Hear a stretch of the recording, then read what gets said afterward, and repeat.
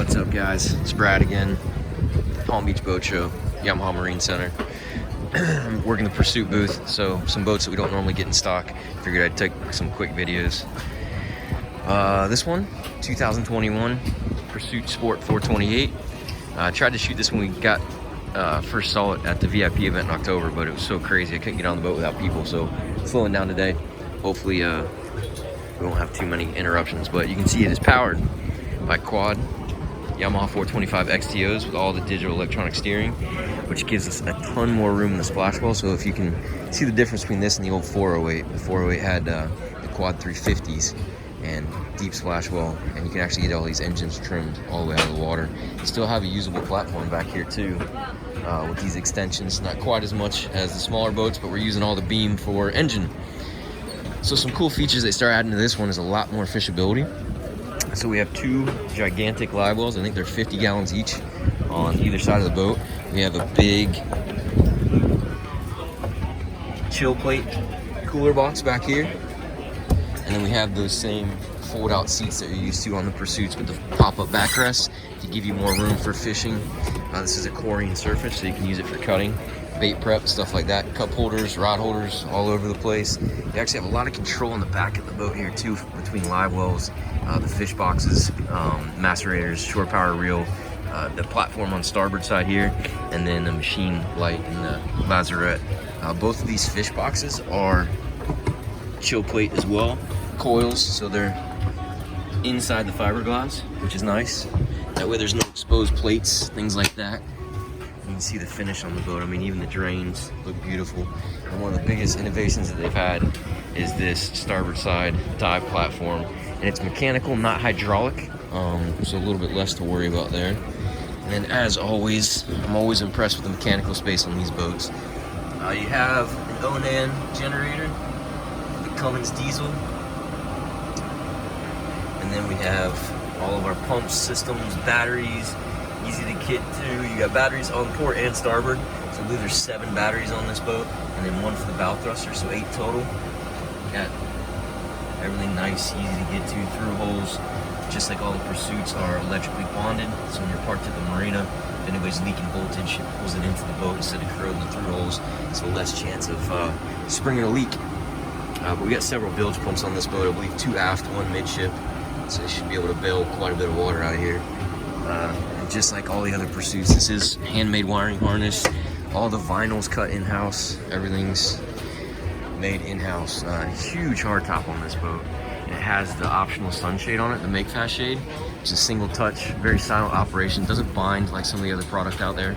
Again, pretty expensive option, but on a boat like this, which MSRP is around 1.2 on this one. And as always, check with your local dealer for their pricing. Here's our sheet. Base price, $990, 425s, 43.9 overall, 13-foot beam, weight 23.6, 22-degree dead rise. It is a great running boat. Drafts 34 inches, 547 gallons of fuel, 24 gallons of diesel, several tanks, good bridge clearance. 31 mile an hour cruise, 59 mile an hour top end with a range of about 351 miles. And we still have a port side dive door there. Some of the other cool innovations they have is this aft facing seat for trolling. They stow the cockpit table behind here, and then the poles are up front. A ton of storage underneath the seat too. Well, there's the poles for the table right there. I was wrong. Really cool. So when you're fishing, you have plenty of cockpit space. When you aren't fishing and you have the aft seat folded down with your table and the thing there, you can actually slide this seat backwards that they kind of came out with on the 378, and then you have your entertainment area. So when you're not fishing or done fishing, you got another chill plate here and this little fridge, and we have a sink, so this would actually be pretty decent for bait prep too on the way out. And then a grill with a 12-volt outlet right there, so if you're running any accessories. Then we just have drawers for the basic stuff. This is hole number 1, so they do actually use the boat quite a bit. This is why we have all this stuff on the boat. And then another cool innovation is the forward seating aft of the helm seat. So more comfortable seating for people heading out, so you can have them all the way in the transom seat facing backwards or facing forwards in this seat. And this is the new upholstery that they're going to start using on most of the boats coming out 2022. Some more controls back here, cockpit lights, mid-level lights, which is your blue lights. The cockpit lights are white, and then your forward machine space lining. This panel here is the MDP, all the breakers and stuff. I only have one free hand, so I can't open it. But you also have these nice steps and interior access to a potential second station. This is the new interior sand, I believe is what they're calling it. But it has nice texture on this material. And then they actually bought a whole new machine that can do this diamond pattern on the boat. And you can see every seat on the boat has its own armrest, so you're not sharing.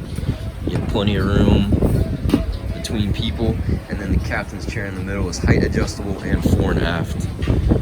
Some other little touches. We got controller for the speakers, so you can light them up. RGB, all the lights, all the colors. And then this beautiful helm with digital electronic steering. So from digital electronic steering to your digital electronic controls, it allows us to add the new Yamaha autopilot really easy.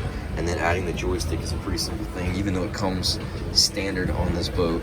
As far as the rest of the product out there, as long as we have the DES, which most of the boats are coming with, if they have digital engines, and then digital controls, adding autopilot joystick becomes pretty simple. Instead of using regular trim tabs, we are using the zip wake system on this one. A little bit more effective on the bigger boats, I think. Haven't done too much research into it, but kind of stuff people have been telling me. More controls up here for most of the top stuff, your sunshade, hardtop lights, anchor lights, nav lights, windshield vents, all that good stuff, because you got a couple of windshield vents up here to help aerate the bridge deck. More speakers everywhere. Got a little team glove box up here, which is really nice. And this helm still folds back to access all the electronics, wiring, all that good stuff. And then we do have another gauge here. I believe this is a CL5. And then we have the big, I think 22s, 86 22s. I don't even know what model these are. We don't deal with these very often, so. But everything's integrated, so they're all networked. Everything can do everything. You can see everything.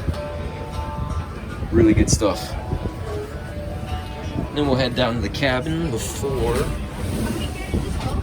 coming down in the cabin, we have all the regular finishes that Pursuit's used to.